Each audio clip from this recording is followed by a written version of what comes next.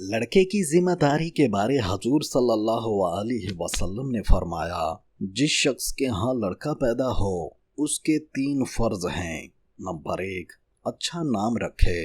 Number 2، تعلیم دے جو دین و دنیا میں مفید ہو۔ نمبر 3، جب بالغ ہو جائے تو اس کا نکاح کرے۔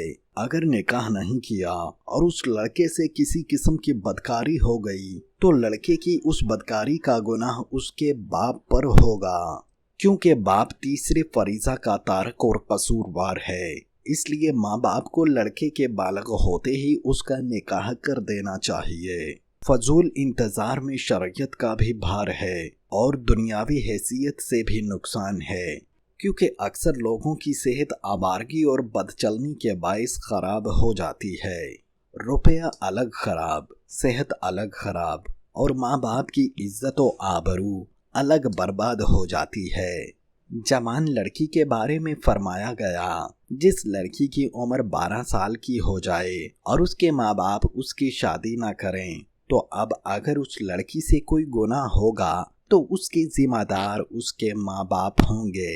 ذرا غور کیجئے کہ کس قدر ذمہ داری کی چیز ہے، لیکن ہم ہیں کہ پرواہ تک نہیں کرتے۔